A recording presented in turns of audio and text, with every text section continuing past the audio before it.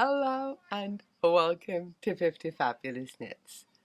My name is Pia and I am so happy that you're joining me here today for a little chat about yarn and knitting. Today we're going to take one final look at the beast that is Peter's sweater. Returning viewers will have seen this on repeat all summer, but now it's done, it's blocked, it has been tried on, the ends have been woven in, and it's perfect. I also have two new cast-ons to show you, and at the end of the video I'm gonna invite you to join us for a little trip down to the next city over, where Peter is currently in the process of renovating a house. So if any of this sounds interesting to you, well, settle in and let's get started.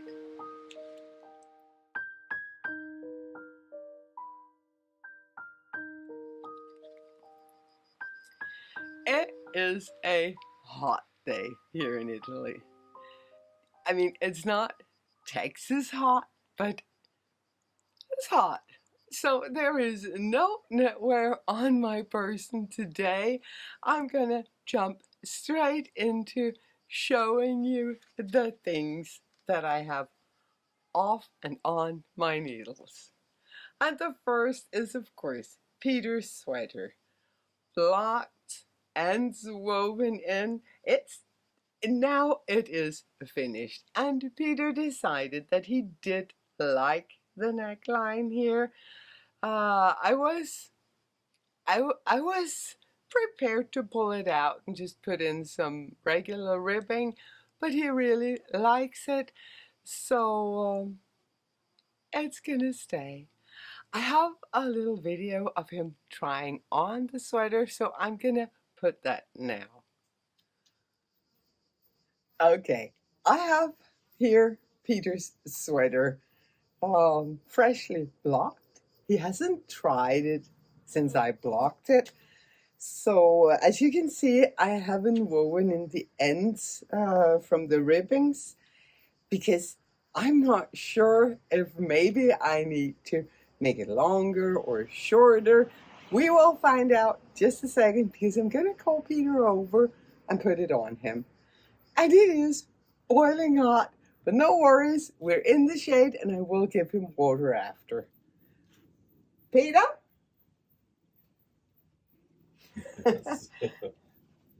I'm going to ask you to put on a woolen sweater. That's okay. Because I really want to see how it fits you and let everyone see how it fits you. It's beautiful.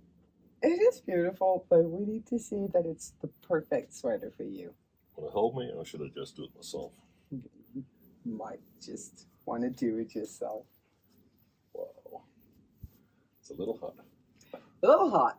But let me know, even though that you are hot, is there any prickling factor to the yarn? No. No. It's so nice. So comfortable. Good. I'm going to start fussing with you right away. I'm sorry. You always do. I always fuss. I'm sorry. Wow. Feels so nice.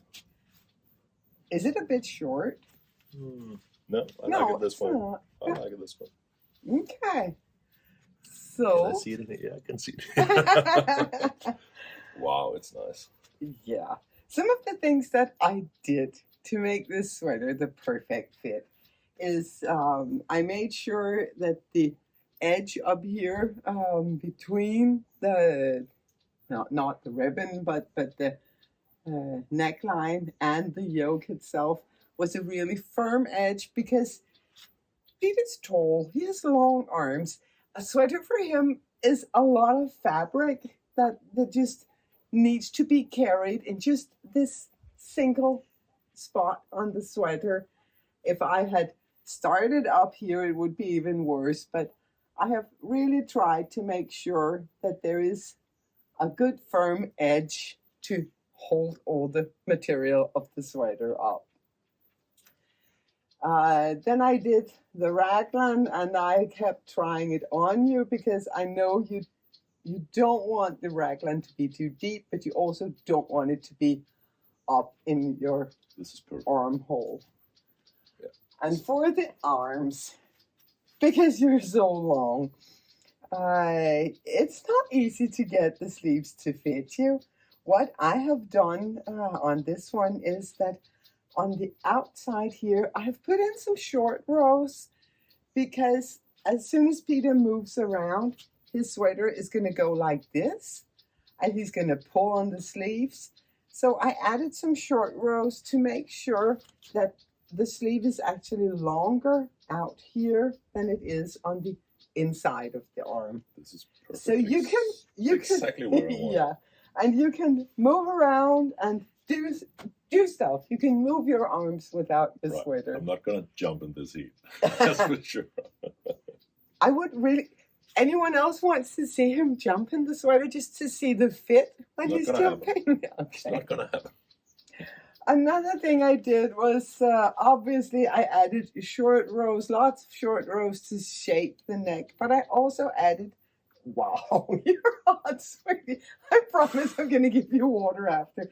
I added short rows throughout the body to make sure that the back of the sweater would fold nicely. And it's not that the back is longer than the front, it just folds evenly on him. Also make sure that the ribbing on the body doesn't pull in too much, because I know you don't care for the poofy balloon look. No. So can I just say that this is pretty good. Thank you so much. I love it. It's beautiful. In my last episode, I was talking about different things that I wanted to get on my needles, and I was asking for your advice what to knit next. And then as I was editing this video, I was like, do you even listen to yourself? There was one particular project that I was going on and on and on about, so clearly that was what I needed to cast on. I will say that quite a few of you would like to see the birthday sweater in a new version because they wanted to knit it too. That made me so happy, so I have decided that I am going to write up that pattern, and I'm going to use it for a very special occasion that I will talk more about later. But what was the thing that I had to cut so brutally into the video to stop myself from talking about it? It was the t-shirt slash sweater slash vest. The thing that I had seen in the shop window and not been able to forget about. So I cast it on. Of course I did. I used this drops pattern as a guide. See, this is the kind of pattern that I can work with. These are the instructions. The entire instructions for the sweater is right here. That's wonderful. That it just opens up a world of opportunities to me. So, yeah, I'm that old. Obviously, since it is such an old pattern, it is knit in pieces. So I have knit the back, and now I just need to knit the front and add some short sleeves, and I will have my t-shirt slash sweater slash vest. Modifications that I'm making. Well, first of all, I substituted the yarn because the yarn from the original pattern is no longer available. So instead I am using one strand of drops soft tweed and 1 strand of drops brushed alpaca silk. And the color numbers are number 8 for the tweed and number 3 for the brushed alpaca silk. And these two together just gives a wonderful fabric. It is kind of rustic looking. It looks a little bit like something that has been loved and worn for many years, I think. Yeah, I really like it. Plus it's light and it's not too warm. Next modification, I omitted all ribbed edges because I wanted something that would just fall evenly on my body. I also knitted shorter. I changed the stitch pattern. This is not brioche. This is, do you call it half? In Danish, you would say halvpatent, which is half brioche. The back side looks like this. It is so easy. It's the stitch pattern where from the wrong side you just knit the entire row, and from the right side you knit into the stitch below and you pull one, knit into the stitch below, pull one, and so on. It is so easy. Of course, it's kind of slow going because to get one row you need to knit it twice, but it's, again, it's on a rather heavy needle. It's on a size 5 millimeters, which is a US size 8, maybe. Yeah, I think 8 is right.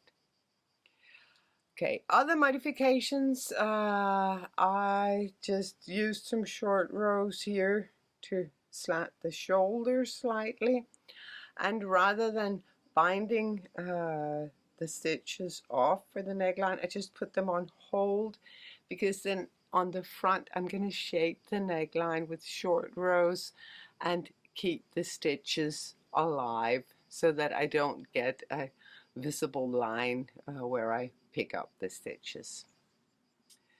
Yeah, of course the sleeves are going to be significantly shorter. I also cast on 1 extra stitch because the pattern set to cast on 80 stitches, and it is a free pattern, so I can go ahead and show you the instructions and tell you the stitch count. The original pattern tells you to cast on 80 stitches. I cast on 81 because that makes the sides symmetrical, like this. I prefer that. It's just a thing. Yeah, but I am enjoying this. It's a little hard on the hands to knit on large needles, but I am enjoying it, and I am really looking forward to the finished object so that I can show you what I mean when I say t-shirt slash sweater slash vest, because I know I've done a poor job explaining what I'm really going for. But this thing is gonna be glorious, I promise you.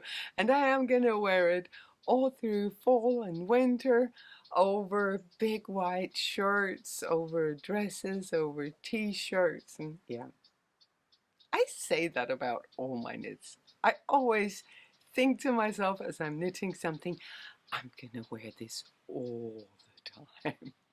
But I am looking forward to this one. I do have one more new cast on. I don't know that I am gonna continue working on this or if I will rip everything back. It's something that I started on a whim, late night, sitting up alone. I've been sick these past 2 weeks. That's also why I didn't record last week. Um, I had cholecystitis, and I cannot recommend that. I've been miserable, especially at night. And one night the pain started again, and I was like, no, I cannot wake up Peter again. He's been up with me so many nights, taking me to hospitals and whatnot.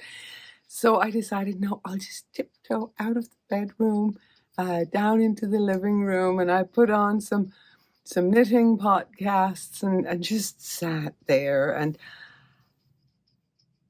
yeah, I was watching Kristen Lehrer, and there's something about her aesthetic, especially when it comes to crochet, it just speaks to me. So when I saw that she was making these beautiful granny squares, I was like, I want those. That's what I need in my life. And they have really been a lifesaver in these late nights with all of the pain. Yeah. I hope that I will continue now, even with the pain gone, because they're beautiful. But I'm not sure that they're going to be perfect for what I intended. I intended these to be a blanket, just crochet them together with some solid black color. But I don't know if the holes are too big. I don't know. I have a lot of fun making these. This is a free pattern on Ravelry. I will, of course, link it in the description box below, together with the other things that I have been talking about. But yeah, I have had a lot of fun making these, and I am sure there will be more in my future, even though I'm not 100% sure what I'm going to use them for, and I don't have these sleepless nights anymore. Knock on wood. It did give me the chance to use my brand new Lantern Moon crochet hooks. I did buy this set of crochet hooks last time I was in Texas, just because I have been experiencing a lot of pain in my elbow and my hands when I've been crocheting. And a podcast viewer wrote to me and said, you know what? I have noticed that every time you crochet, you're using crochet hooks, the ergonomic hooks with the fat handles. She said, you should try a skinny hook, a good old-fashioned skinny hook that's probably going to be better for your hands and arms. And what do you know? She was right. I have been able to crochet with this one without any pain.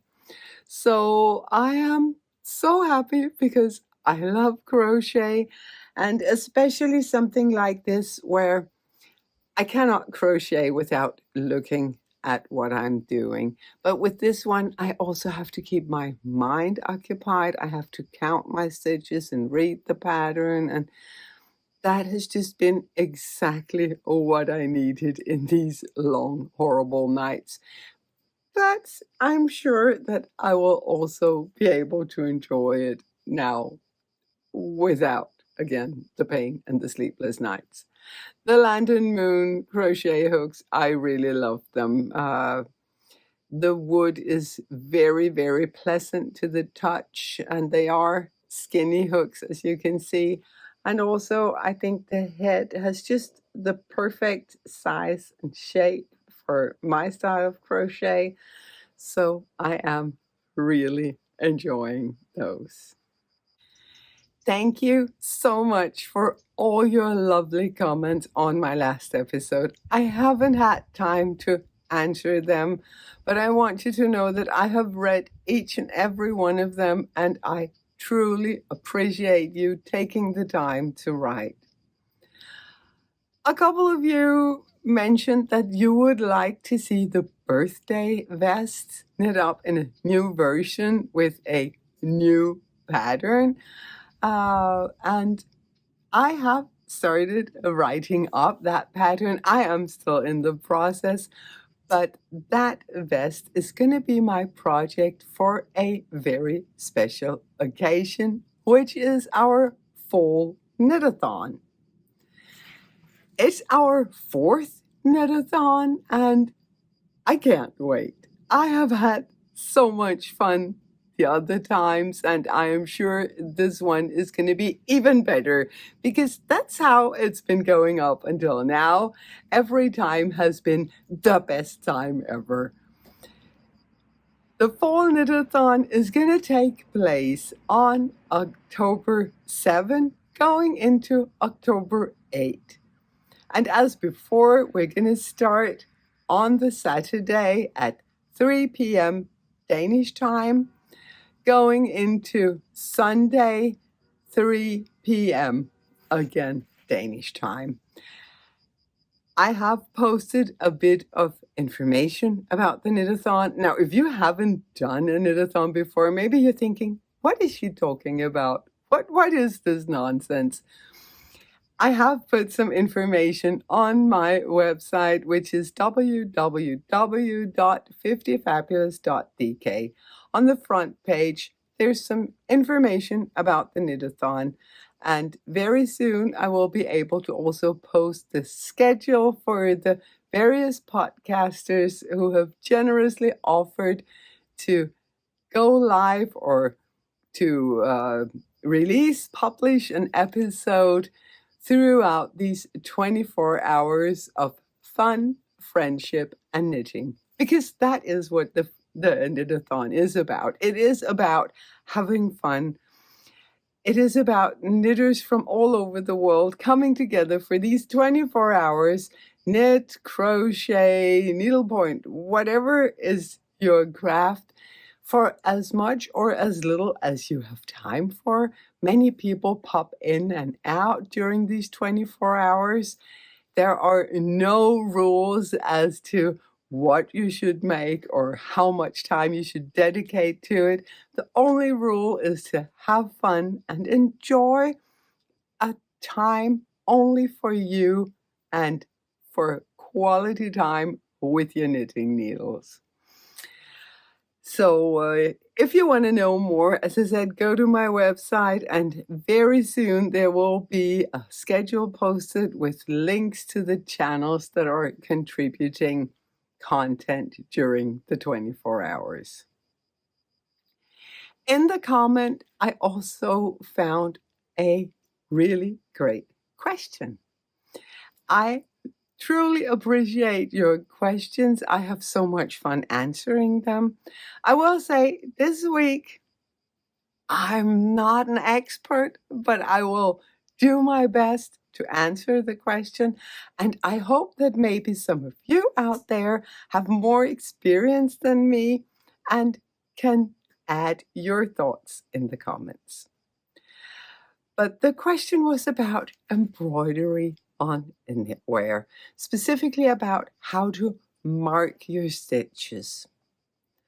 And yeah, I'm not good at embroidery. I did a little bit on my Jerica's Rose, my Advent sweater from last year, but that is really, really simple. And what I did to mark my stitches was that I cut out little circles of paper and put them with a stitch marker just to see where I wanted the flowers to be at. I think if I knew how to really embroider, I would probably use either some embroidery floss or even some dental floss, something that is very, very smooth and easy to remove after, and I would just, with large stitches, just mark my stitches and then carefully pull it out after. But if some of you have more experience with embroidery, please help me out in the comment section below. I am pretty experienced in duplicate stitching. I use that every time I make a mistake. And I also do recall a special sweater that I made back when was I 17, 18 years old, something like that. I had this store-bought woolen sweater, very, very simple, just crew neck, long-sleeved sweater in a camel color. And I don't know what possessed me to do it, but I did duplicate stitch a huge rose motif that it took up most of the front of the sweater, and I used so many different shades of reds and pinks and green to make it, and it was beautiful. It was beautiful. And I wore that thing to pieces. I mean, it was not looking good, but someone must have helped me get rid of it, because I don't know where it is today, and for sure I wouldn't have had the heart to discard it myself. So I'm pretty sure someone must have helped me just lose it during a move or something. But that was an epic sweater and a huge commitment. Might even do that again, or take up embroidery. Who knows? That was it for the knitting and crochet this week. If you enjoyed this content, please consider giving the video a thumbs up, maybe even subscribing if you haven't already. Those things really help me grow my channel. And yeah, the last 2 weeks when I haven't been knitting, there's been some ups and downs, let's just say that. We started with a huge up 2 weeks ago when we were still in Denmark. I went to a fiber festival, Fiberfolk it's called, and I just had the best time ever. This is the second fiber festival of my life, but I need to start paying attention to these events and planning around them, because that was so much fun. I got to meet lots of other podcasters, yarn dyers, makers of all kinds, and I got to meet so many viewers of the podcast. There were so many of you who were kind enough to come over and say hello and just chat for a little while. And yeah, I can't tell you how much I appreciate that. It is so nice to be able to put a face to some of you out there. Didnt even brought me a present. This beautiful project bag that she made for me in my colors. I love it. And it is where my t-shirt slash vest slash sweater lives. So this one follows me around all the time. Thank you so much, Bidden. That was so kind of you. We got to have dinner with some friends that night, and the next day we packed the car and went back here to Italy, where we were supposed to have our vacation. We were planning a trip around in Italy. We would go down to Tuscany, hang out in Firenze, Siena, Lucca, go out to the ocean. Yeah, just have a great time. But I was just sick. I was just sick all the time. And anyway, I was sleeping. Peter, fortunately, has been having a good time. He is in the process of renovating an old house in the next town over from here, the big city of this area. I think there are more than 2,000 people in that town. So it's huge. There's a supermarket and there's a bar. There used to be a restaurant, but still it's relatively big and still super cute. Yesterday, Peter and I went down there on our little electric scooters and we brought the camera along. So if you want, I'm gonna add some footage at the end where you can see the little town of Calazzo and see Peter's little project. Thank you so much for watching.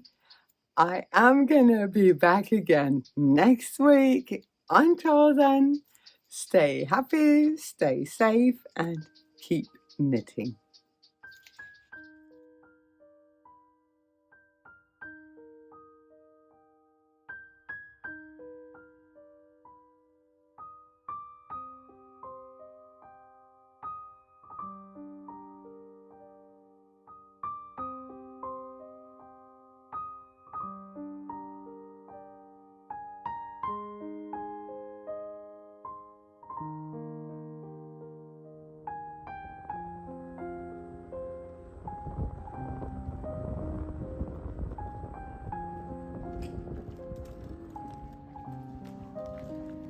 They're open.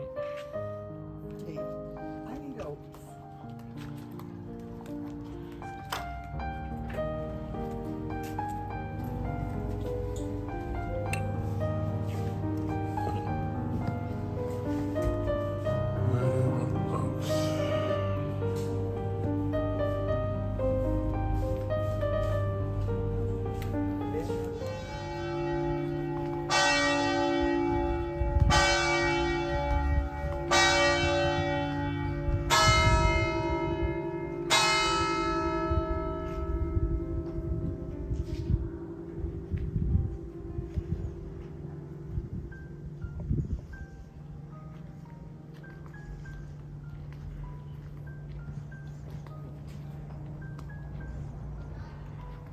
Okay, now we go to the narrow path to the house.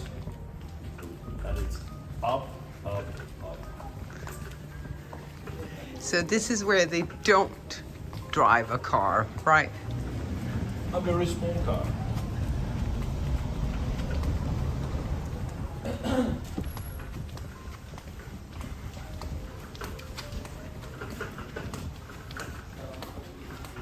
So I measured this spot and it's about 180, so 1.8 meters between here. Yeah, So small cars. okay, now we go up.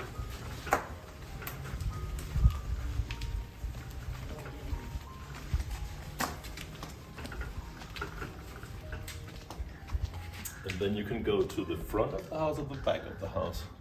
So you turn left here, we go to the garden area, and up here we go to the front entrance.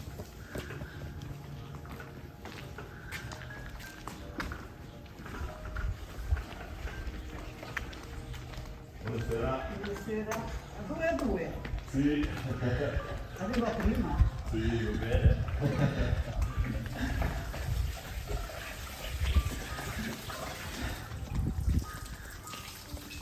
Then we continue up here. Buonasera, signora.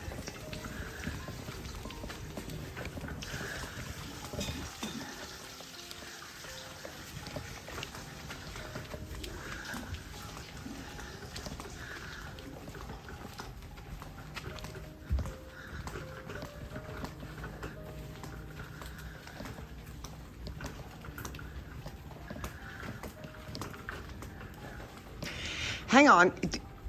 People still drive their cars here, right? Right. But here? They don't. Okay. But here they do. And again here, in this spot here, it's 179. So 179 centimeters. It's a bit narrow for an ordinary car.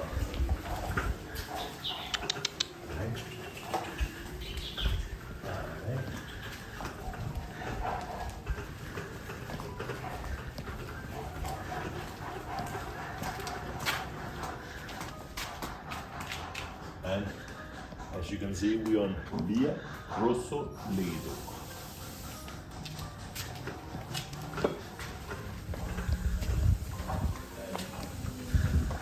this is our nice neighbor. Such a sweet guy. Look at the entrance. I would love to have an entrance like that. You have like a small hallway with some stairs. Gorgeous. Yeah, it's beautiful. So you come in, enter up the stairs, and then you have the main door in there. Right. That's awesome. The owner was born in the house. His parents lived there before him. Such a nice guy. And here we have mine, new house. Your playground. My playground. Should we go and see the view from the garden? It's so beautiful. The part of this wall I'm gonna remove. Look how thick it is. Yeah. It's been standing here for many, many years. But the reason why I'm gonna remove it like 6 meters around from this point is because I'm gonna make terrace and a small parking for a small car. Because again, your neighbor from further up the road actually comes. Let's go and see. Yep. I think the cars will be up there. And then there's a nice view. And this is marking the end of the garden for our house. So there's a fence here. And then you see the garden here and you see the house. And we live, let me see, we live there. Okay, okay. That's where we have the house in Gotro. And you're gonna put in a terrace. Yeah, in the front here, I'm gonna have a big opening here, a terrace door here. Then I'm gonna have a terrace around almost 30 square meters. And you're gonna put in some windows. I'm gonna put in some windows upstairs, 2 windows upstairs, and the big door there. Nice. Just to prove that there actually drives cars here. There you see a car, our neighbor, that is driving on this road. And he gets back and forth. I've done it many, many times. And just to have a view here, this is Lugano, Lake Lugano, Lago di Lugano, and there you have Lago di Piano, and Como Lake is just behind there. I love Beautiful. this. Was our daughter-in-law here? Rubber foam. Yeah, it's just so narrow. Convenient. Yeah. Maybe I should mount that directly on the car. Yeah.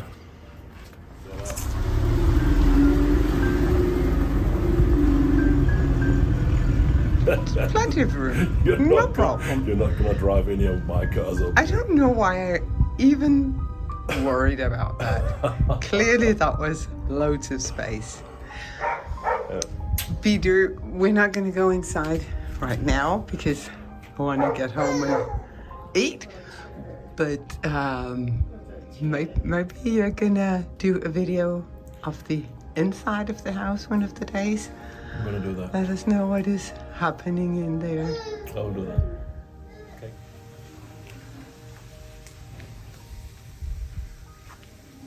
Look who's there. Hello, Katie. Yeah, point out, Sam. Hello. This really is the Italian dream of the old rustic townhouse in a real small town in Italy.